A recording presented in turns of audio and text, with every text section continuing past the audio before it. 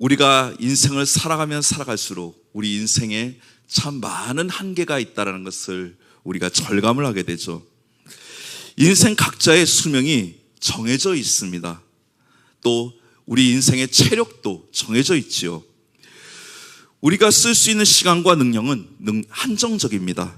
영원하지가 않습니다.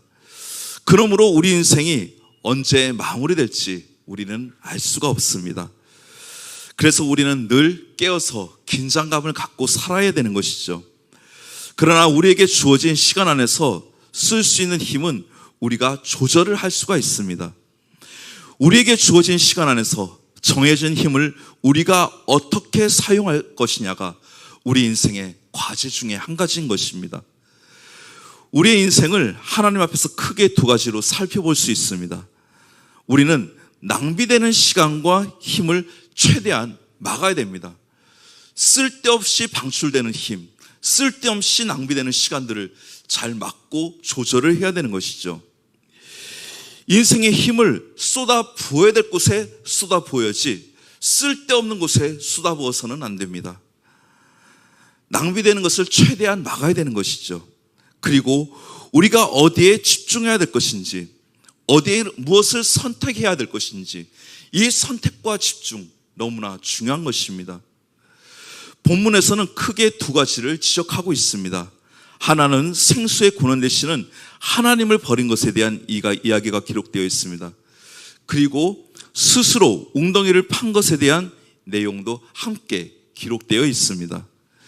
그 웅덩이는 물을 가두지 못하는 터진 웅덩이라 말씀하고 있습니다. 우리의 삶에서 터진 웅덩이에 대해 한 번쯤 생각해 볼 필요가 있습니다. 이스라엘 백성들이 스스로 웅덩이를 팠는데 그것은 터진 웅덩이였습니다. 물이 새나가는 웅덩이였습니다. 터진 웅덩이는 어떻습니까? 아무리 물을 부어도 물이 채워지지가 않지요. 언제나 바닥이 납니다. 우리 속담에도 밑 빠진 독에 물 붓기라는 비슷한 속담이 있지 않습니까? 예, 이스라엘도 지금 마찬가지 상황입니다. 이 터진 웅덩이에 물을 백날 부어봐야 그 물은 채워지지 않고 계속 바닥만 드러나게 되어 있는 것이죠. 물이 새어나가는 것을 막지 못하면 아무것도 할 수 없는 사막과 같은 곳이 되어버립니다. 노력하지만 허망합니다. 우리 삶의 터진 웅덩이가 얼마든지 있을 수 있습니다. 얼마든지 어떤 모습으로 우리 인생 가운데 터진 웅덩이가 존재할 수 있습니다. 우리 인생에 이것이 있으면 우리가 아무리 노력하고 힘써도 그 모든 것들이 다 헛것으로 끝날 수밖에 없는 것이죠. 무엇인가 계속해서 빠져나가고 새어나갑니다. 우리 인생에 터진 웅덩이는 우리의 시간과 힘을 엉뚱한 곳에 낭비하게 만들죠. 그렇다면 우리 인생에 터진 웅덩이가 과연 무엇일까요? 오늘 말씀을 통해서 크게 두 가지로 나눠보고자 합니다. 첫 번째로는요, 자신의 힘을 믿고 살 때 우리의 인생이 터진 웅덩이가 될 수 있습니다. 사람들은 자신의 힘을 자랑하며 살아갑니다. 힘을 의지합니다. 사람들이 힘을 쌓는 이유는 힘을 쌓으면 쌓을수록 내 인생이 뭔가 그럴듯하게 폼이 나는 것처럼 보이고 행복하게 살 것이라는 착각에 빠지기 때문입니다. 그래서 사람들은 끊임없이 힘을 쌓으려고 노력하죠. 힘이 능력이고 실력이라고 믿기 때문입니다. 그래서 우리는 스펙, 커리어, 돈, 권력, 젊음, 지성 이런 다양한 모습으로 우리의 힘을 축적해 가고 있지요. 멋진 인생을 살려면 힘을 많이 가질수록 좋다고 생각을 합니다. 이력서에 뭔가 그럴듯한 이력이 하나라도 더 남겨져 있어야 내가 다른 사람들이 봤을 때 그럴듯하게 보여지는 것이죠. 그러나 인간의 힘은 시간이 갈수록 줄어들고 영원하지 않습니다. 어떤 공적을 쌓았다 할지라도 그것은 어느 순간 시들게 돼 있습니다. 우리가 지금 젊다고 칩시다. 이 젊음이 영원할까요? 아니잖아요. 시간이 가고 나이가 먹으면 어느 순간 우리의 피부도 쭈그러들게 돼 있고 우리의 정력도 예전 같지 못합니다. 몸의 기능마다 고장이 나기 시작합니다. 아무리 건강했던 사람도 몸에 한두 군데씩 질병이 생기기 시작합니다. 그래서 자신의 힘을 의지하는 사람은 늘 불안할 수밖에 없는 거죠. 언제 어떻게 될지 모르죠. 힘을 아무리 쌓았다 할지라도 더 많은 힘을 가진 경쟁자가 나타날지 늘 불안해합니다. 그래서 속담에 이런 속담이 있지 않습니까? 뛰는 놈 위에 나는 놈이 있다. 그렇죠. 무엇인가 해보려고 안간힘을 쓰지만 힘을 쓰면 쓸수록 지칩니다. 더 강한 힘을 가진 자가 끊임없이 나타납니다. 그래서 우리 주변에 탈진한 사람들이 참 많이 있지 않습니까? 뭔가를 정말 열심히 해왔는데 어느 순간 지쳐서 더 이상 할 수가 없습니다. 그것이 몇 년 안에 탈진될 수도 있고 빠르면 1년 안에 탈진될 수도 있습니다. 1년 전에 만났을 때만 해도 의욕이 충만했습니다. 그런데 1년이 지난 후에 만나보니 의욕도 완전히 상실하고 완전히 이제 소진돼 버린 거예요. 지쳐 있어요. 한때는 성실하게 열정적으로 살았습니다. 그런데 어느 순간 탈진해 버렸습니다. 엘리야도 그랬지 않았습니까? 그 갈멜산에서 그 바알과 아세라 신을 섬기는 그 우상의 제사장들과 싸워서 이겼잖아요. 850대 1로 싸워서 이겼잖아요. 근데 뒷장에 넘어가면 어느 순간 모르게 언제 그랬냐는 듯이 다 탈진해 버린 상태에서 로뎀나무 아래서 차라리 저를 데려가십시오. 이렇게 주님 앞에 하지 말아야 될 기도를 하지 않습니까? 우리 인생은 이렇게 쉽게 탈진될 수 있습니다. 우리의 지혜, 우리의 경험, 우리가 쌓은 노하우가 어느 순간 동날 수 있습니다. 우리에게서 나오는 것은 다 고만고만합니다. 우리가 아무리 지혜를 짜고 아무리 머리를 굴린다고 해도 나중에 대보면요 다 거기서 거기에요. 체력과 시간도 마찬가지죠. 반드시 한계가 찾아오게 되어 있습니다. 그러면 어떻게 해야 될까요? 힘은 낭비될 수밖에 없는데 이렇게 자신의 힘을 믿고 살아가다 보면 반드시 바닥이 나고 한계에 부딪히는 그날이 오게 될 것입니다.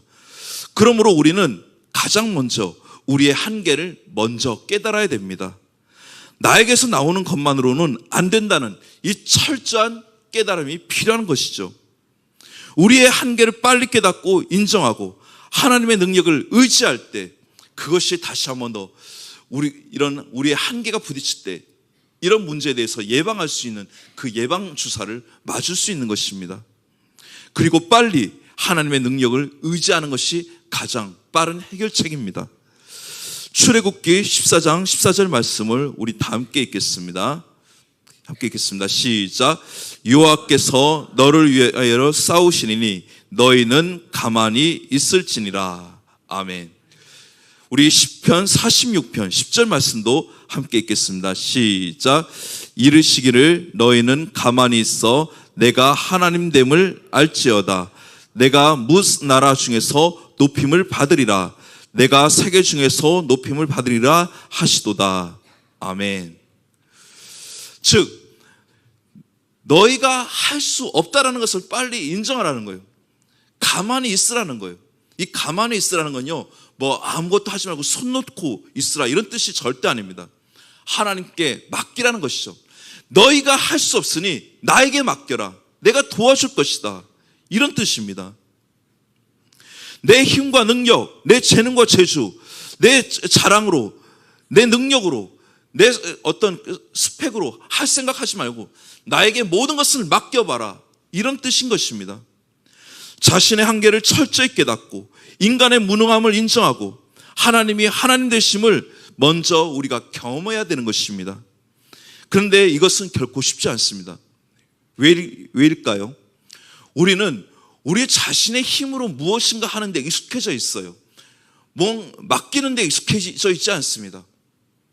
문제가 생겼을 때 이 문제를 해결하기 위해서 막 머리를 굴립니다. 지혜를 짭니다.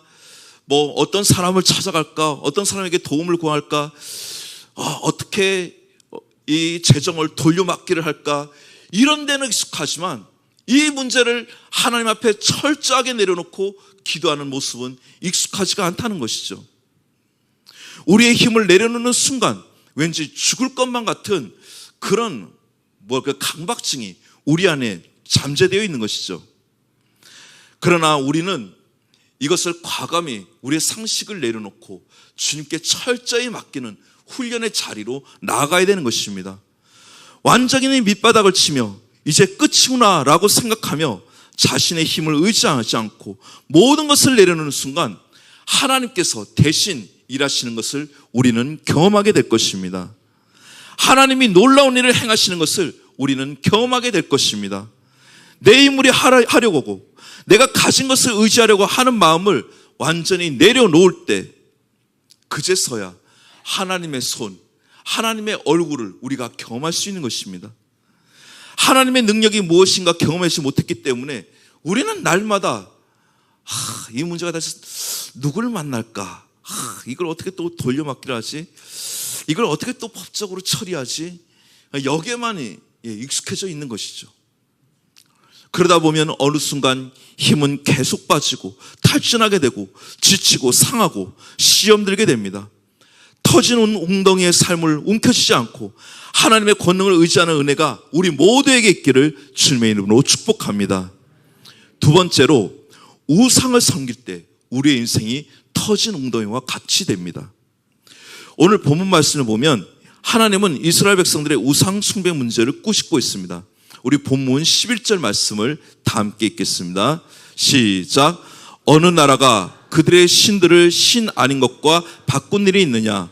그러나 나의 백성은 그의 영광을 무익한 것과 바꾸었도다. 아멘.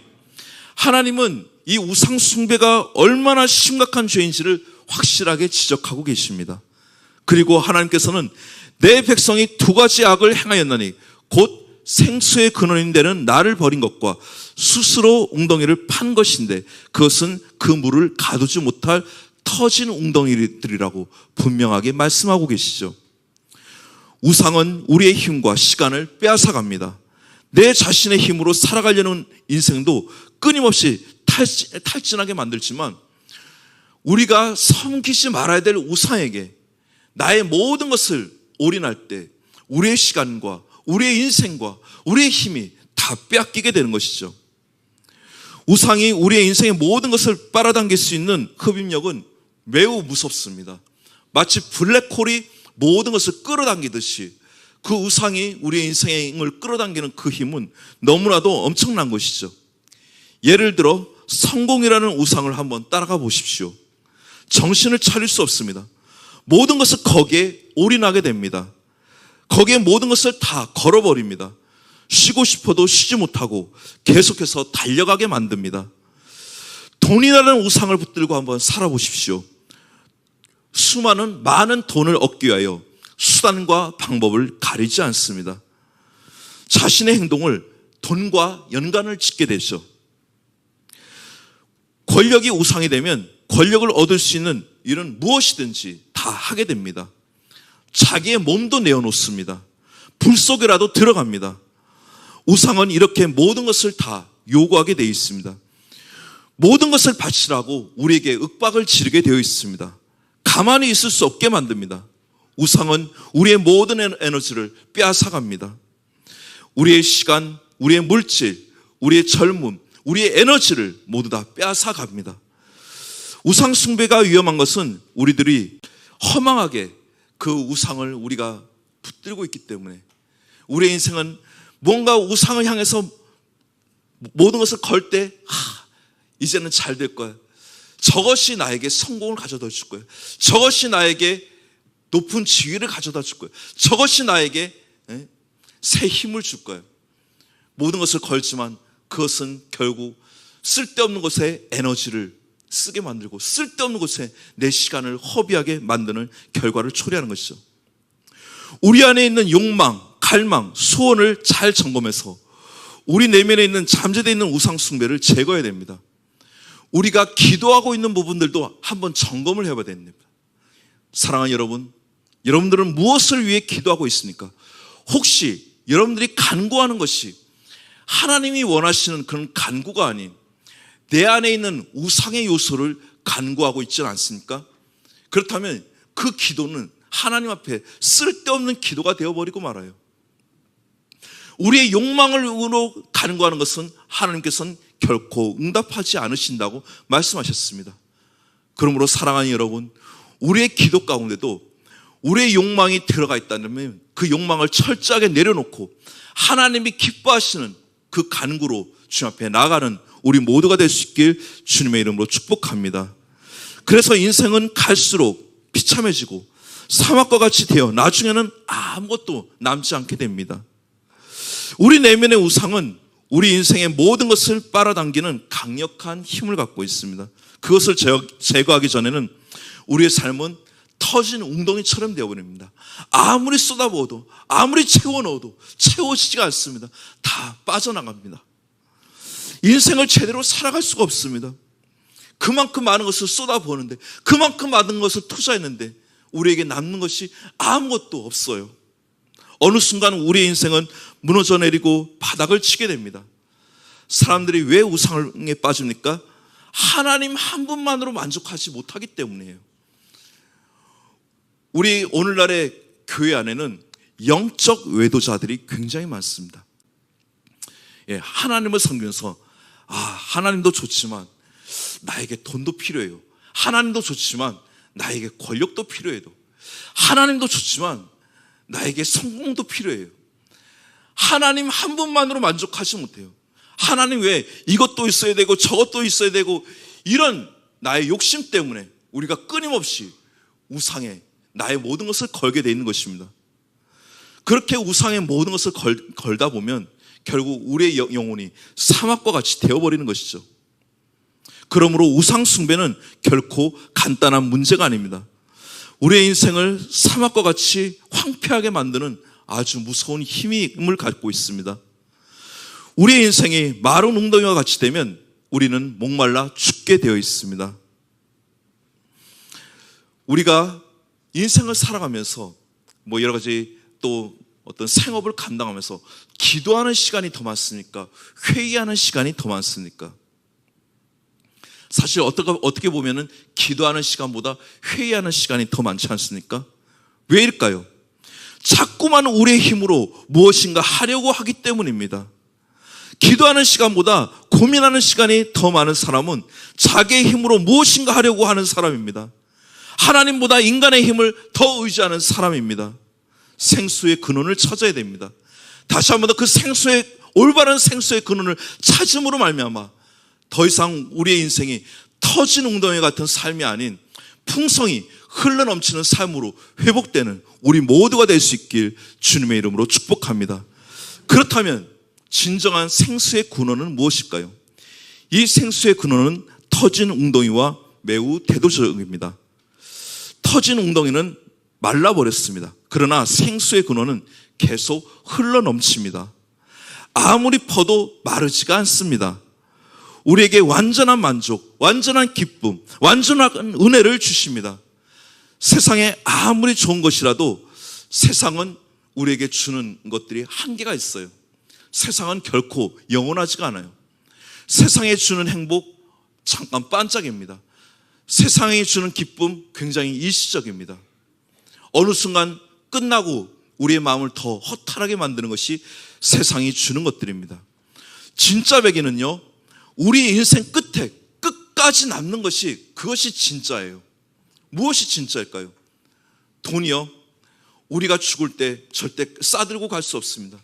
권력도 마찬가지입니다. 아무리 좋은 집, 아무리 좋은 차, 우리가 죽을 때 싸갖고 갈 수 없습니다. 그렇다면 우리가 죽을 때 남는 것이 무엇일까요? 우리가 이 인생이 끝날 때 우리를 끝까지 붙들어 줄 수 있는 그것이 무엇일까요? 바로 예수 그리스도입니다. 예수님을 믿으면서도 왜 다른 것을 찾고 있습니까? 예수가 누구인지 아직 모르기 때문입니다. 예수 안에 있는 축복을 모르기 때문입니다. 그래서 예수 외에 자꾸만 무엇인가를 찾습니다. 예수 그리스도 한 분만으로 만족하지 못합니다. 자신의 힘으로 무엇인가를 덧붙여서 자꾸만 만족거리를 찾는 것이죠. 하나님을 온전히 신뢰하지 못하는 것이 더욱더 목마르게 만들죠. 갈증을 불러일으키죠. 그래서 늘 바닥을 치게 만듭니다. 예수가 누구이신지, 예수 그리스도가 약속하신 것이 무엇인지 모르기 때문에 하나님께서 예수를 통해서 가장 좋은 모든 것을 우리에게 허락해 주셨다는 이 사실을 모르기 때문에 자꾸만 나의 힘으로 살려고 하고 자꾸만 우상에게 나의 시간과 정력을 쏟는 것 아닙니까? 이제는 예수 한 분만으로 다시 한 번 더 우리의 만족을 회복시킬 수 있기 바랍니다. 우리의 힘으로 터진 웅덩이를 만드는 것을 더 이상 방치시키지 마시기 바랍니다. 더 이상 우상 숭배에 나의 모든 것을 걸어서 터진 웅덩이와 같이 쓸데없는 곳에 나의 시간과 나의 에너지를 쏟지 마시기 바랍니다. 아무리 힘들어도 생수의 근원을 찾아 그것을 붙잡는다면 어떤 어려움도 이겨낼 수 있습니다. 예수 그리스도만이 우리의 영원한 생수가 되십니다. 이것에 대한 확신을 가져야 합니다. 예수 그리스도를 가진 자는 모든 것을 가진 자입니다. 예수 그리스도 안에 모든 것이 다 들어있습니다. 만일 그렇지 않다면 제가 이 시간 여러분 앞에서 이렇게 설교해야 될 이유가 없습니다. 차라리 다른 것을 찾아보라고 제가 권면을 드릴 것입니다. 예수 그리스도 안에서 인생의 답을 얻은 사람은 더 이상 불안해하지 않습니다. 더 이상 필요한 것이 없습니다. 사람들이 찾는 세상적인 것들과 생수 되신 예수 그리스도의 차이는 시간이 흐를수록 확실하게 드러나게 돼 있습니다. 아까도 말씀드렸잖아요. 결국 끝에 남는 것이 진짜 백이라고요. 예수 그리스도와 함께 시작된 삶은 날마다 새로워지고 시간이 가면 갈수록 거대한 것 이상으로, 내가 기대한 것 이상으로 더 큰 은혜로 나에게 남게 되어 있습니다. 예수 그리스도께서 우리의 삶에 찾아온 이유, 우리의 삶은 우리가 주관하는 것이 아니고 예수 그리스도께서 우리의 삶을 주관해 가십니다. 내가 그동안 머리 쓰고 그동안 내 힘으로 살려고 하니까 피곤했어요. 힘들었어요. 날마다 탈진했어요. 지쳤어요. 그러나 이제 내 인생의 운전대를 예수 그리스도께 맡겼더니 더 이상 피곤하지 않습니다. 지치지 않습니다. 탈진하지 않습니다. 불안하지 않습니다. 왜요? 그분이 우리의 삶을 가장 선한 길로 인도하시기 때문입니다.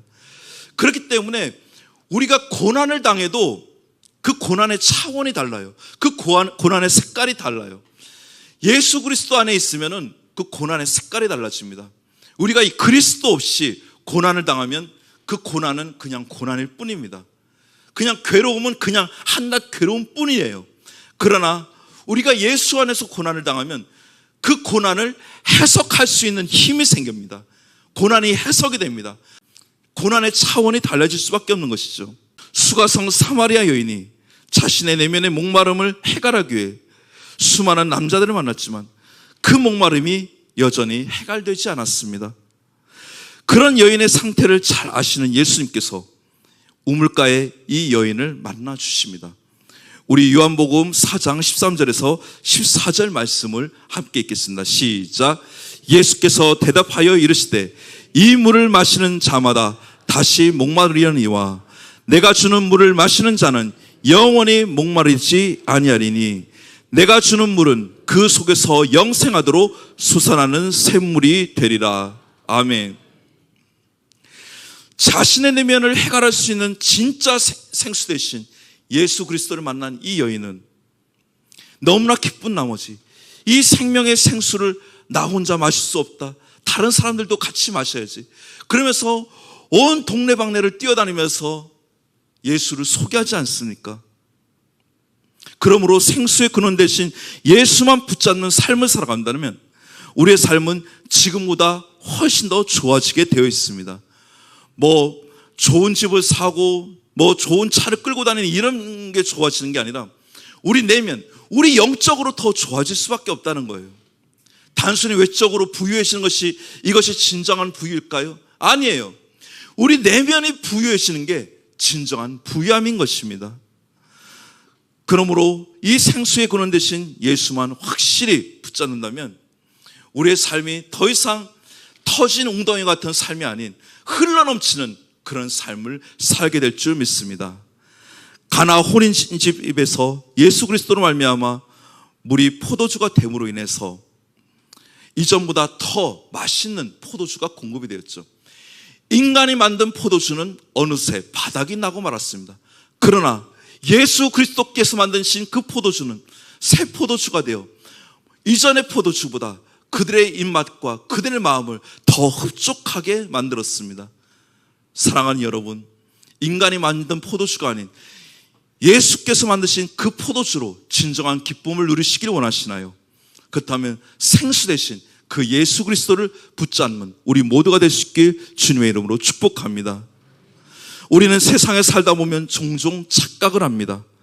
예수 그리스도가 아닌 다른 것이 생수처럼 보여줄 때가 얼마나 많이 있습니까? 세상에서 생수로 보이는 것이 우리의 발길을 예수에게서 돌리게 만듭니다. 그러나 예수 외에는 생수가 없습니다. 생수의 원천은 오직 예수 그리스도 한 분뿐이십니다. 세상의 모든 것을 가졌다 해도 우리 안에 예수가 없다면 우리는 이미 모든 것을 다 잃은 것이나 마찬가지입니다. 그가 가진 모든 것은 아무것도 아닙니다.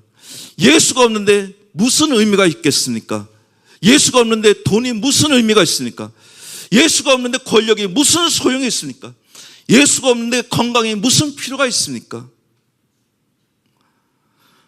그러므로 지금은 삶이 미미하고 별 볼 일 없어 보이고 아주 처절하게 힘들다 할지라도 내 안에 예수만 있다면 그 예수 한 분만이 나의 삶을 가장 선한 길로 인도하고 우리 삶에 언제든지 역전의 은혜를 주실 줄 믿습니다.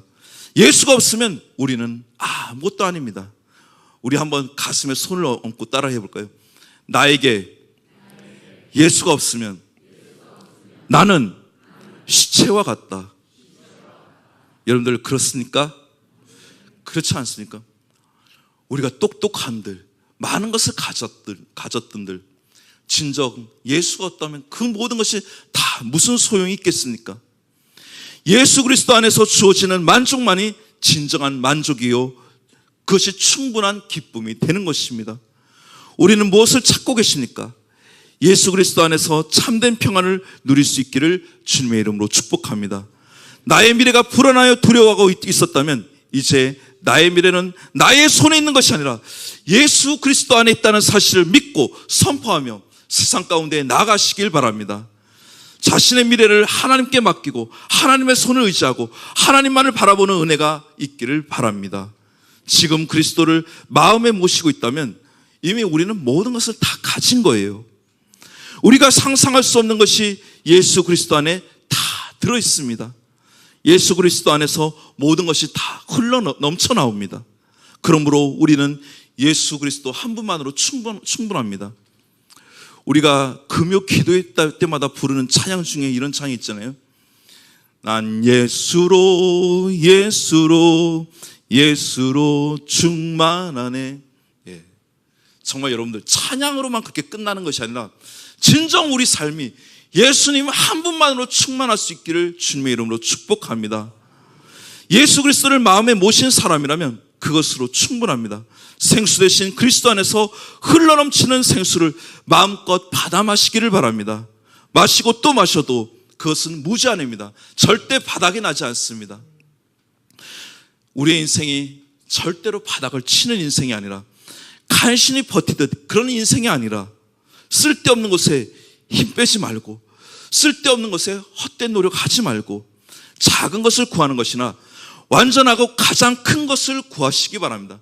완전하고 가장 큰 것이 무엇일까요? 그것은 바로 예수 그리스도입니다. 하나님은 예수 안에서 우리에게 모든 것을 다 허락하셨습니다. 생수의 강을 경험하는 은혜가 우리 모두에게 있기를 축복합니다. 터진 웅덩이를 붙잡지 않겠습니다. 터진 웅덩이를 채우려고 애쓰지 않겠습니다. 생수 되시는 예수로 인해 충분함을 경험하며 살겠습니다. 이 고백이 저와 여러분의 고백이 될 수 있기를 주님의 이름으로 축복합니다.